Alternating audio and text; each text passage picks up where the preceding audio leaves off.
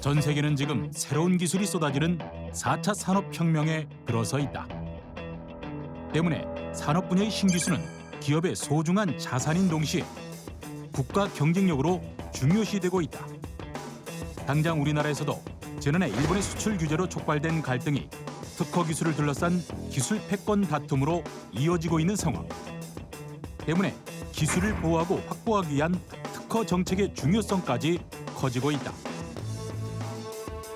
특히 일본의 수출 규제 이후 소재, 부품, 장비 산업의 국산화 과정에서 특허 정책에 대한 관심과 요구가 더욱 높다.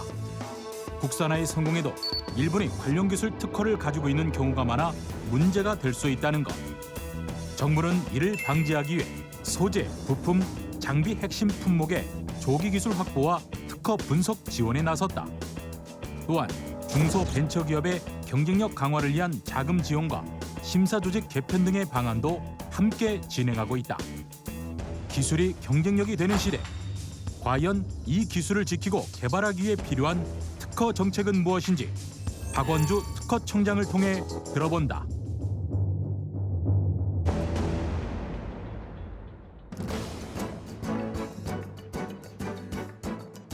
안녕하십니까. 최일구의 정말 진행을 맡은 최일구입니다. 지금을 4차 산업혁명 시대라고 말하는데요. 이게 알고 보면 기술 패권 경쟁의 다른 말이라는 이야기도 나옵니다. 세계 경제 불확실성을 높이고 있는 미중 무역 전쟁도 알고 보면 기술 패권 경쟁이라고 하는 분들도 있죠. 때문에 우리 산업의 경쟁력을 높이는 특허 전략의 중요성은 높아질 수밖에 없습니다.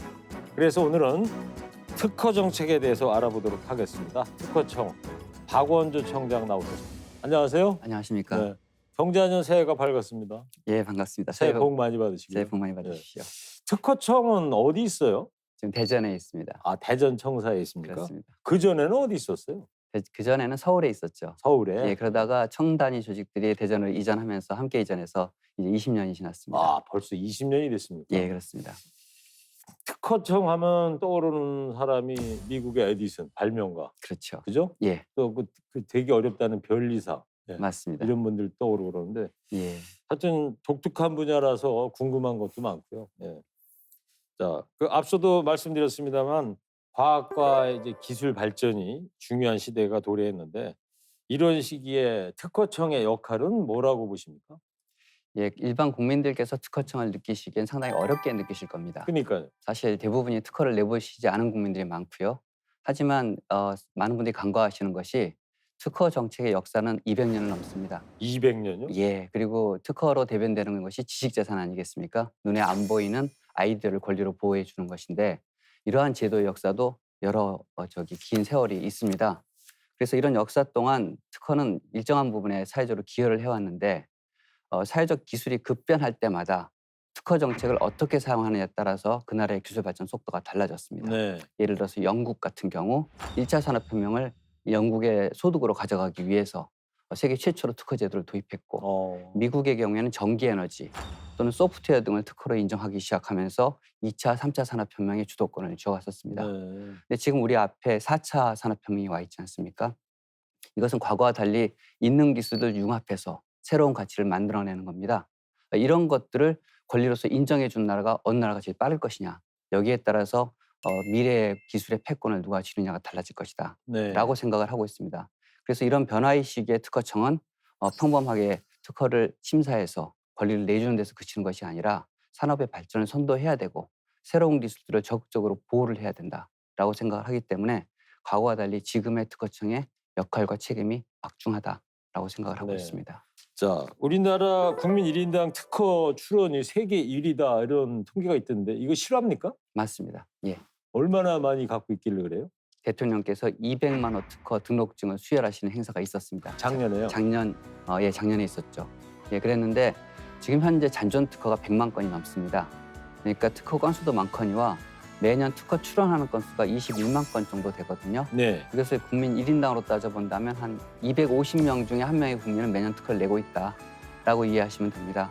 다른 나라들은 10,000명에 1명 이 정도 되기 때문에 출원 건수는 당연히 세계 1위고요. 네. 또 이번에 대통령께서 직접 200만 호 특허증, 100만 호 디자인증을 수여하시는 행사를 가졌는데 상당한 의미가 있습니다. 왜 그러냐면 우리나라가 첫 번째 특허를 우리 대한민국의 이름으로 등록시킨 것이 1948년입니다. 그 이후에 100만 호 특허까지 등록되는데 62년이 걸렸는데요. 네. 그 이후에 100만 1호부터 200만 호까지 가는데 딱 9년밖에 안 걸렸습니다. 몇 년이요? 9년이요. 9년이요? 그러니까 기술의 축적의 속도가 굉장히 빨라진 거죠, 지금. 그래서 저도 앞으로 5년 뒤에 우리 기술이 어느 수준까지 갈지를 예단하기 어려울 정도로 우리 국민들의 창의성이 지금 불붙고 있다라고 네. 말씀을 드릴 수 있고요. 사실 대통령께서 굳이 이런 특허증을 직접 수여하신 이유는 뭐냐면 일본과의 그 수출 규제 같은 분쟁이 벌어지는 상황에서 우리 국민들이 많이 불안해하시지 않습니까? 근데 우리도 우리 힘으로 기술 개발할 능력과 창의력을 가지고 있다는 점을 국민들이 아시고 좀 더 자신 있게 기술 개발에 나서 주십사라는 차원에서 그런 행사를 하셨던 것으로 생각을 하고 있습니다. 네. 좀 어려운 용어를 말씀해 주셔가지고 잔존 특허 이게 뭡니까? 아, 예. 특허는 특허를 등록받고 나서 딱 20년 동안 인정을 해줍니다.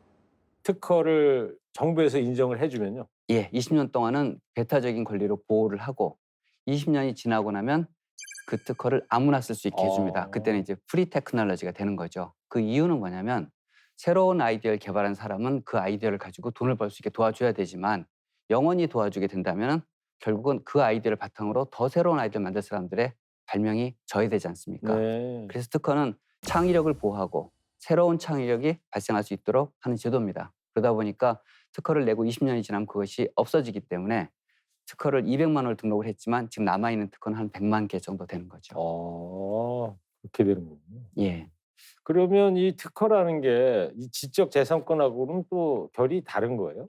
아닙니다. 사실은 지식재산의 가장 핵심이 특허이기는 합니다만 특허 이외에도 다른 형태의 지식재산이 많이 있습니다. 대표적으로 산업 분야에 쓰이는 특허가 4가지가 있는데 특허, 실용신안, 디자인, 상표 이렇게 됩니다. 이것들은 모두 다 국가에 등록을 하고 국가는 일정 기간 동안 보호를 해주는 겁니다. 하지만 이거 외에 등록하지도 않고 그럼에도 불구하고 보호하는 그런 것들이 있습니다. 네. 예를 들어서 영업비밀은 기업의 금고에 있거나 생산 공정에 숨겨놓은 거지만 그것도 국가가 법으로 보호를 해줍니다. 저작권은 발표는 하지만 등록은 안 합니다. 그럼에도 불구하고 전 세계에서 보호를 하고 있죠. 그래서 네. 이런 것들이 다 넓은 의미에서 지식산의 범죄에 들어간다고 음. 보시면 되겠습니다. 특허와 이 저작권 그 예. 개념 차이 예, 조금 이제 이해가 되는 것 같아요. 감사합니다. 예.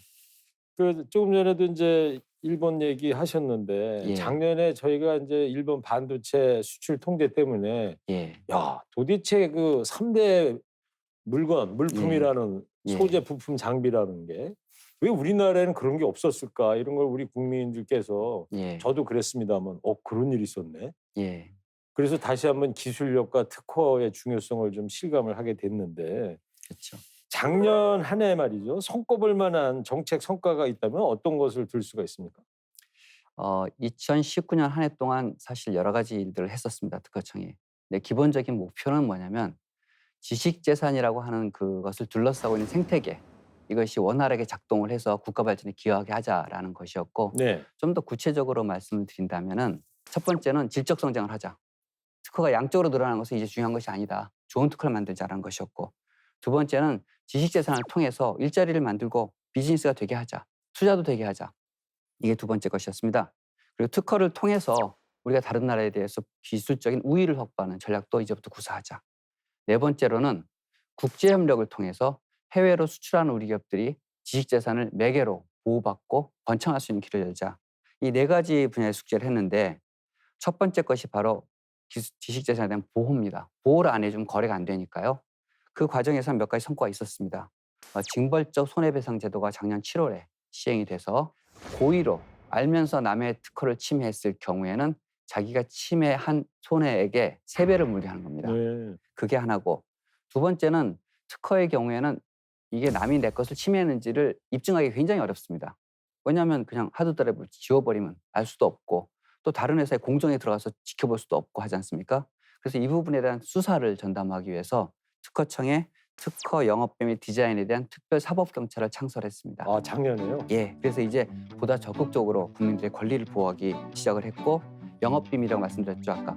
나라에 등록은 안 하지만 기업이 가지고 있는 비밀에 대한 보호 장치도 더 강화를 했습니다. 이 발명, 뭐 특허 이런 게 이 특허청 업무를 하시는 분들은 다 눈에 보이시겠지만 일반 국민은 이게 쉽게 나타나진 않잖아요. 저는 일상생활에서 저 개인적으로 생각하는 건데 내가 쓰는 가장 좋은 발명품은 뭐가 있을까 보면은 이 버스 앱인 것 같아요. 아, 그렇죠. 스마트폰에 예, 있는 거. 예, 그렇죠. 이것도 발명 특허에 들어가 있는 건가요, 그러면? 보통 스마트폰의 앱과 같은 소프트웨어는 아직 한국에서는 특허로 인정하지는 않습니다. 예. 이제 저작권으로 인정을 많이 되고 있고요. 저작권. 하지만 이제 그것의 유통에 해당하는 부분들이나 여러 가지 거래와 관계되거나 아니면 그와 연관된 상품, 디자인 이런 것들은 특허로 보호를 하고 있어서 조금 우리나라가 다른 나라보다 지식산 보호 체계는 복잡하지만 보호는 되고 있다라고 알겠습니다. 이해하시면 되겠습니다. 워낙 그 복잡하고 거대한 담론이 돼가지고 제가 예. 작은 걸 좀 여쭤본 거예요.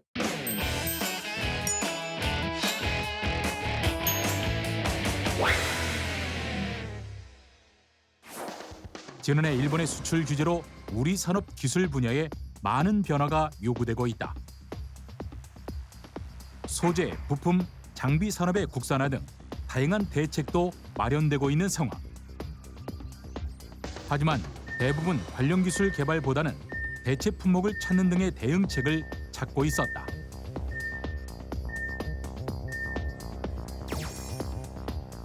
기술 개발을 어려워하는 원인으로 비용은 물론 연구 개발 인력의 확보가 쉽지 않다는 것. 또한 특허 충돌에 대한 우려도 적지 않았다.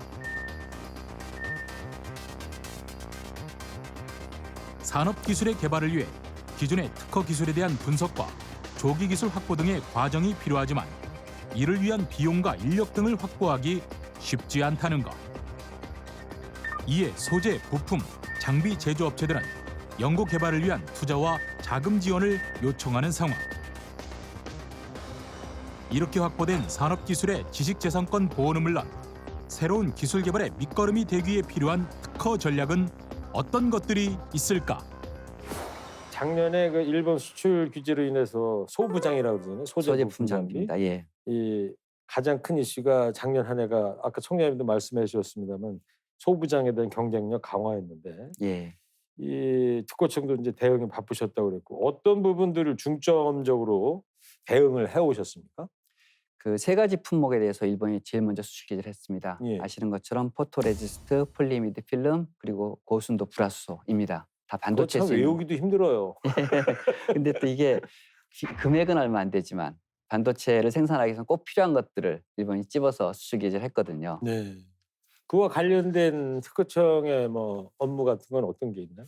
예, 상당히 중요한 업무를 저희가 할 수 있었습니다. 뭐냐면 특허 빅데이터라고 하는 것을 혹시 들어보셨습니까? 처음 듣죠. 예, 이건 뭐냐면 수백 년 동안 많은 특허 출원서들이 각국의 특허청에 답지를 했습니다. 다 쌓여 있습니다. 그 양이 어마어마한데 그거를 지난 20여 년 동안 계속 디지타이즈를 했거든요. 네. 그 정보한 데이터의 양이 4억 3천만 건?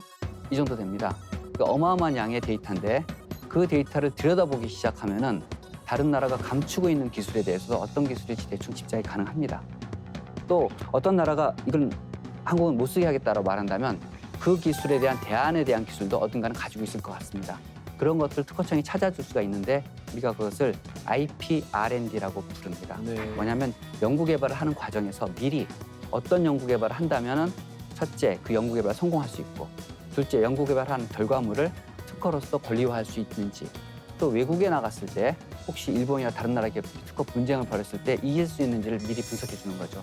이 작업을 특허청이 과거에 쭉 해왔었는데 이번에 그 일본 수출 규제 사태를 맞이해서 전면적으로 시작을 했습니다. 네. 그래서 아까 3개 품목 그리고 올해 추가 경정 예산을 동원해가지고 20 플러스 알파의 품목에 대한 IP R&D를 지금 지원하고 있고요. 예. 내년에도 더 열심히 하려고 하고 예. 있습니다. IP가 뭡니까? IP가 Intellectual Property, 바로 지식재산의 영문 명칭입니다. 아, 어려우면 죄송합니다. 죄송합니다. 아니, 제가 죄송합니다.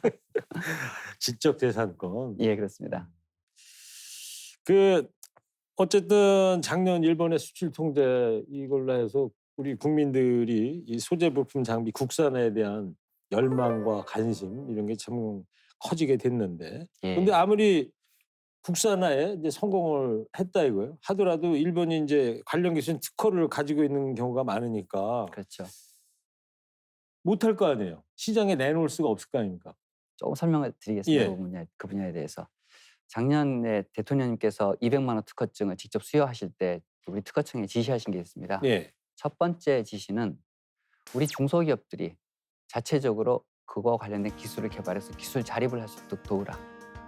두 번째는 그 기술을 개발하는 데서 끝나는 것이 아니라 그 기술을 특허로 보호받을 수 있도록 권리화하는 과정을 도와달라. 세 번째는 어차피 그 부품 소재가 장비된 제품이 해외 수출이 될 텐데 바로 해외 무대에서 앵커님께서 말씀하신 것처럼 외국 기업들이 특허 분쟁을 벌였을 때 우리 기업들이 이길 수 있도록 도와라. 이 세 가지 네. 지시를 하셨어요. 어떤 뜻이냐? 외국이 가지고 있는 기술과 똑같은 기술로 물건을 만들면 특허로 보호되는 것은 말씀하신 대로 해외 못 나갑니다. 예. 그러니까 그와 다른 별도의 권리로 인정될 만한 아이디어를 가지고 특허를 만들어야 합니다. 그 과정을 저희가 돕고 있고요. 그다음에 이게 해외로 나갔을 때 당연히 분쟁이 들어오죠. 왜냐하면 이 공격을 해서 이 제품을 못 팔게 해야 되니까요. 그럴 때는 몇 가지 전략이 있습니다. 일본이나 미국이나 다른 나라의 기술과 전혀 다른 기술을 가지고 특허를 우회해 갈 수 있죠. 이걸 우리가 우회 전략이라 합니다. 그러면 그 제품에 대해서 문제를 제기하더라도 우리가 이길 수 있고요. 네. 또 하나는 무효화 전략이 있습니다. 무슨 말이냐? 외국이 가지고 있는 등록 특허에 대해서 그 특허가 사실은 온당하지 않다. 그 특허보다 먼저 앞에 더 좋은 아이디어가 있었다. 그걸 베낀 거다라고 우리가 주장할 수 있으면 그 특허를 우리가 무효화할 수 있습니다. 그렇게 되면 우리가 이기죠. 네. 그런 전략이 있을 수 있습니다.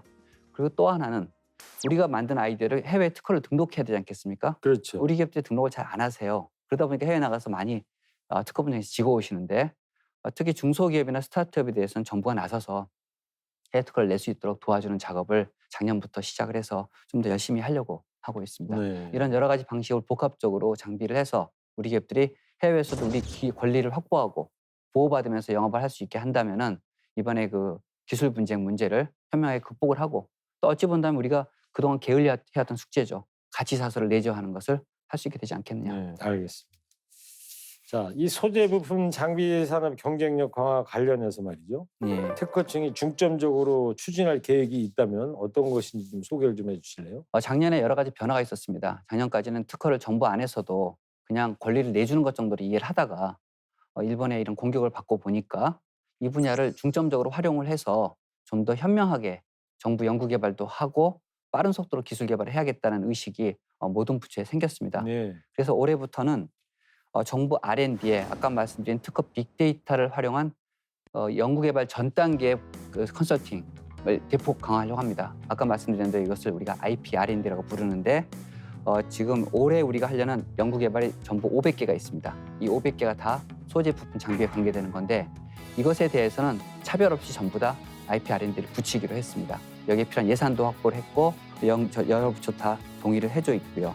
이와 별도로 특정 기술에 대한 IP R&D가 아니라 산업별 기술 분석을 특허를 가지고 할 수 있습니다. 그러면 우리가 결여한 기술이 뭔지를 알 수 있기 때문에 이런 기술을 찾아내서 유망 기술과 앞으로 투자 전략을 찾아낼 수가 있습니다. 네. 벌써 한 5개 품목에 대해서 우리가 5개 분야에 대해서 그걸 해서 기업과 정부에 제공을 했고요.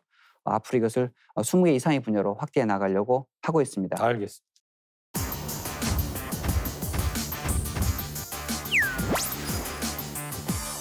좋은 아이디어를 가진 사람들이 그 아이디어를 담보로 해서 돈을 빌릴 수 있게 해나가려고 합니다. 다가오는 기술을 좀 더 전향적으로 심사하게 한 조직을 만든 건 한국이 세계 최초입니다.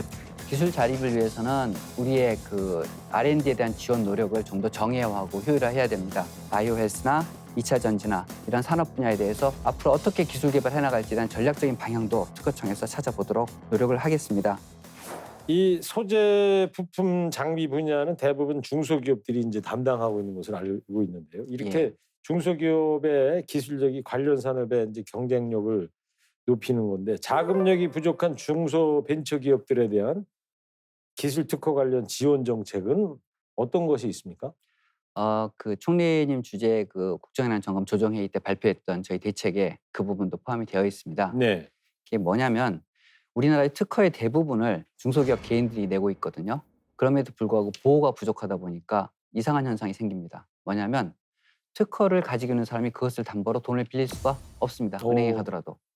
우리나라의 그 무채재산권을 담보로 한 그 담보대출의 비율이 0.05%밖에 되지 않습니다. 특히 중소기업들이 그렇습니다. 그래서 이걸 해소하기 위해서 정부 차원의 노력을 많이 하고 있고 특허청도 그러한데 한편으로는 지식재산에 대한 보호를 대폭 강화할 겁니다.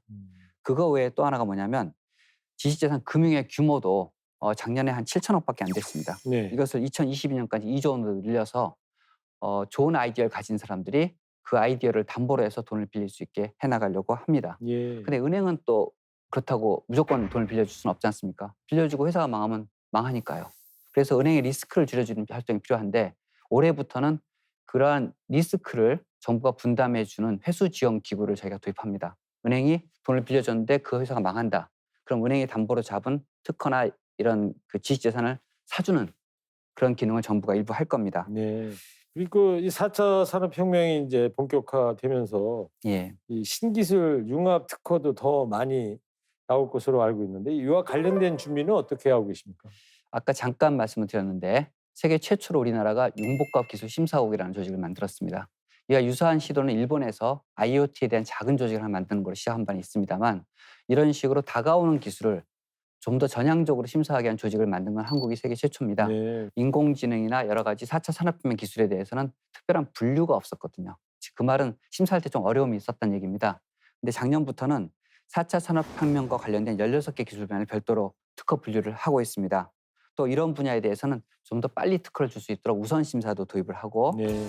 또 바이오헬스 같은 이런 신산업에 대해서는 심사 기준도 계속 업데이트를 해나가고 있습니다. 즉 정부가 민간보다 뒤져가지고는 기술을 보여줄 수 없다라고 생각하기 때문에 심사관들이 기업과 계속 소통을 해나가면서 새로운 기술을 자기 머릿속에 담아놓고 데이터베이스화 하는 거죠. 그래서 소통을 통해서 선제적인 신기술 심사를 하겠다. 그래서 우리 기업들이 4차 산업혁명을 다른 나라보다 더 빨리 주도할 수 있도록 도와주겠다라는 네. 생각을 하고 있습니다. 뭐든지 소통이 제일 중요한 것 같아요. 맞습니다. 일을 하는 예. 데 있어서. 그리고 이 사실 지금 미중 무역 전쟁이다 이 갈등도 이게 관세 전쟁을 떠나서 그렇죠. 기술 전쟁이 이제 본질이라는 이 지적도 있는데 예. 이 기술 자립을 위해서 뭐가 필요하다고 보십니까? 기술 자립을 위해서는 우리의 그 R&D에 대한 지원 노력을 좀 더 정예화하고 효율화해야 됩니다. 그래서 개별 기술 단계에서는 아까 말씀드린 특허 빅데이터를 활용한 그 분석을 보다 폭넓게 적용을 해야 되고요. 또 하나는 정부의 R&D 구조도 혁신을 해야 됩니다. 벌써 우리나라 R&D가 민관 합쳐서 85조라고 말하지 않습니까? 네. 근데 그 R&D 생산성은 그다지 높지 않다라고 비판을 받고 있습니다. 그래서 특히 우리가 목에 걸린 중요한 기술에 대해서만큼은 특허 빅데이터를 활용해서 효율적으로 R&D를 하도록 도와주는 R&D 혁신을 추진을 할 겁니다. 아까 말씀드린 것처럼 바이오헬스나 2차 전지나 이런 산업 분야에 대해서 앞으로 어떻게 기술 개발해 나갈지에 대한 전략적인 방향도 특허청에서 찾아보도록 노력을 하겠습니다. 그리고 또 하나는 우리가 기술 개발을 못하는 것들이 있지 않습니까? 너무 오래 걸리거나 첨단 기술인 경우에는 누가 가지고 있는지 알아야죠. 그렇죠. 그런 것도 특허청이 도와드릴 수가 있습니다. 그렇게 해서 제3의 기술 보유자나 발명자, 연구자들을 찾아서 조인트 디벨롭먼트를 하거나 아니면 기술을 사오거나 M&A를 하거나 여러 가지 방법으로 기술 자립을 할 수 있도록 도와드리고 이제 빅데이터를 통해서 이제 예, 외국에 있는 누군가가 그 특허를 갖고 있는지 찾아내는 그렇죠. 그런 예. 걸 이제 특허청이 도와준다. 예, 그렇게 활동을 하고 기본적으로 여러 가지 방법으로 다채롭게 우리가 기술 자립을 하고 기술을 주도할 수 있도록 도울 생각을 가지고 있습니다.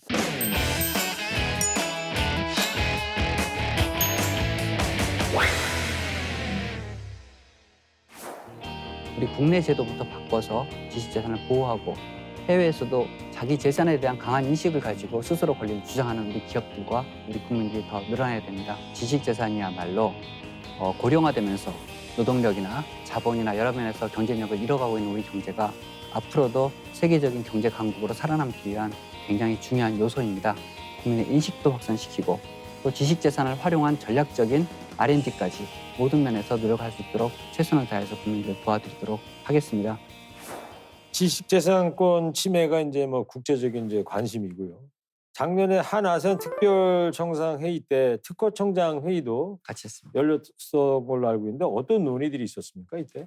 예, 이때 똑같은 시기에 서울에서 아시안 10개국의 특허청장들 모아서 제가 같이 회의를 했습니다. 네. 이 자리에서 주제가 뭐였냐면 코 프로스페러티, 공동의 번영이었습니다.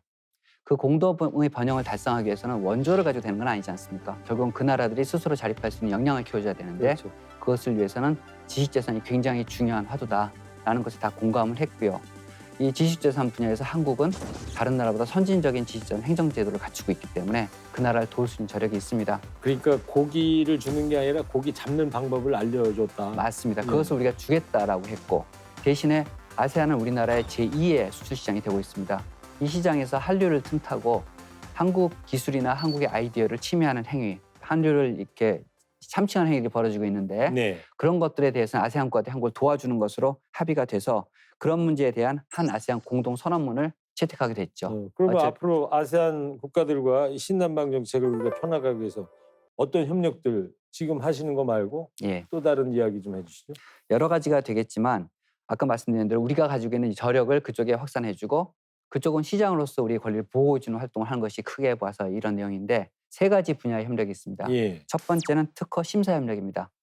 한국에서 특허권을 받았으면 그 나라에서 바로 특허를 인정해주는 방법이 있습니다. 이거는 그 나라에서 잘 안 해주는 거예요. 네. 하지만 이번에 협력을 배경으로 해서 특허 효력 인정 협력이라 그래서 캄보디아는 이미 한국의 특허청이 있다면은 그 특허청을 캄보디아에 제출하면 캄보디아에서 그 나라의 특허청을 줍니다. 아 그래요? 예, 이게 시작이 됐습니다. 그러면 우리나라 여기 서부 면허 시험장에서 면허증 따면 예. 국제 면허증 가서 캄보디아 가서 운전할 수 있는 거와 똑같은 겁니까? 똑같은 케이스입니다. 근데 이런 것은 면허와 달리 쉽게 주는 것들이 아니거든요. 아 그래요? 하지만 이번에 캄보디아가 한국의 특허청의 역량을 믿고 그걸 해주기로 했고요.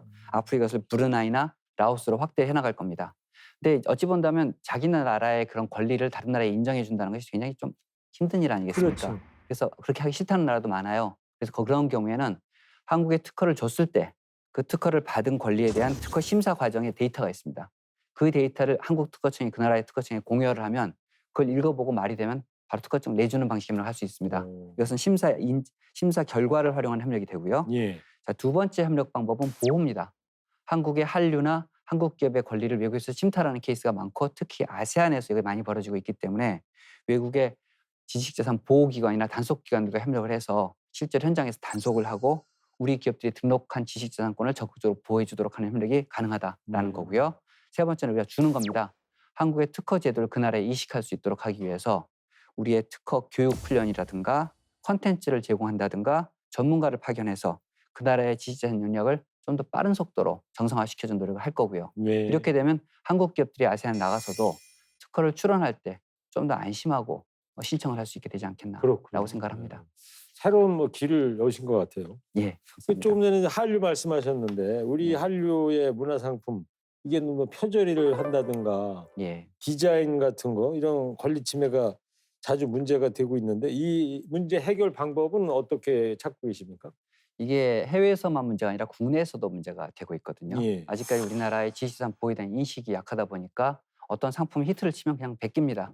온라인상으로 오프라인상으로 계속 베껴서 팔고 그다음에 이제 도망가는 거죠. 뭐 이런 일들이 비일비재한데 예.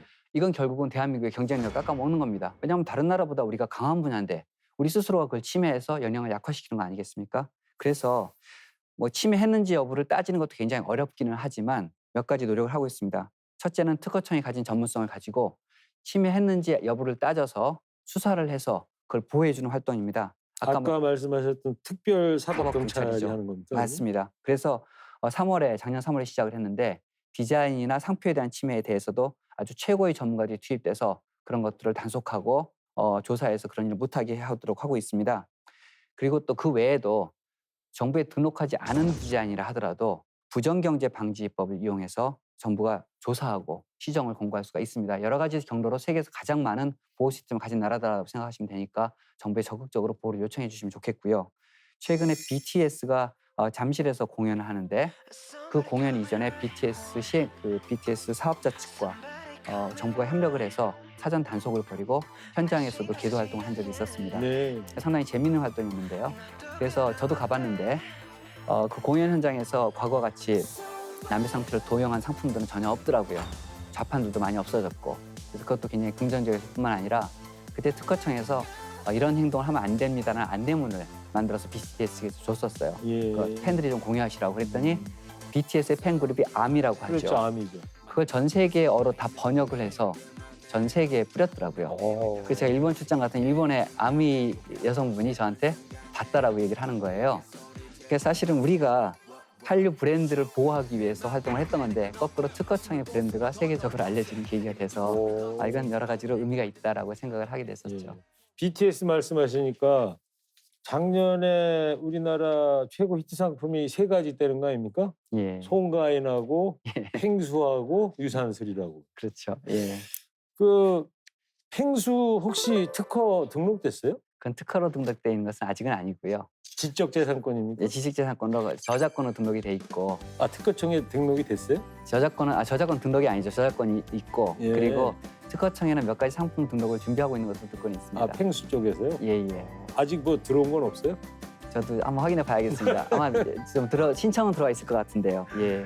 그 한류 뜨겁게 달아오르면서 우리나라 브랜드를 사칭하는 경우 국내에는 말씀하셨는데 해외에서 이렇게 할 때는 어떻게 하세요?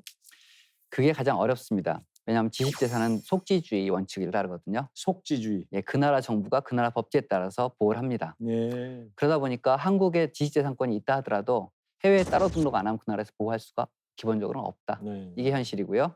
그러다 보니까 한류의 그 명성과 인지도를 이용해 가지고 제3국가의 기업이 특히 아세안 시장이나 중동 시장에서 그 매장을 내고 그 매장에서 우리가 한국에서 왔습니다라고 주장하는 사례가 굉장히 많아요. 예. 그러다 보니까 거기서 파는 물건들이 뭐 화장품, 옷 이런 거 파는데 한국에서 만들지 않은 그 조잡한 물건들을 팔면서 한류라고 하니까 결국 우리 브랜드 가치가 떨어지는, 그렇죠. 그래서 사고도 날 수 있어요. 옷이나 그런 건 모르겠지만 화장품 같은 경우는 오히려 바르지 않습니까? 이게 문제다 싶어서 다른 나라들과 여러 가지 얘기를 하고 있고요. 그 결과 실제로 다른 나라에서 소비자 보호라는 차원에서 단속을 한 사례도 있습니다. 네. 베트남, 태국, 중국에서 단속도 했고요.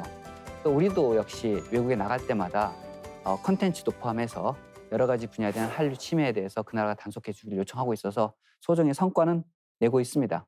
하지만 문제는 기업이에요. 기업 스스로가 자기 것을 침해당하는 걸 알아야 되는데 잘 모르시잖아요.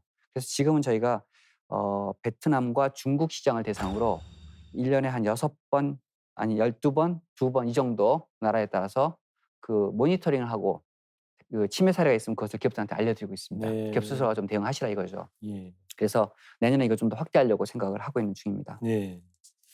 하여튼 뭐 중국이나 뭐 KBS 걸어서 세계 속으로 해서도 제가 봤는데 예. 중국의 어느 동네 갔더니 한글로 된 무슨 제품에 한글 이름이 들어가고 이영애 씨 얼굴이 막 나오고 뭐 그렇죠. 그게 전부 다 우리 국내 기업하고는 상관없이 자기들끼리 이제 상표 침해하고 그랬던 사안 아니겠어요? 그 대표적인 기업들이 몇 개, 중국 기업들이 몇 개 있습니다. 예. 근데 그 기업들이 어떤 행위를 했냐면 한국에 법인 등록을 해요. 우리나라에다가요? 예, 그래서 그렇게 해놓고 자기네 상표에는 .kr 이라는 것까지 써놨습니다. 예. 그래서 그것이 진출한 나라 정부에서는 단속을 하고 싶은데 한국에 법인 등록이 돼 있는 회사인데 왜 그걸 한국 출신이 아니라 그러냐라는 말이 나오더라고요.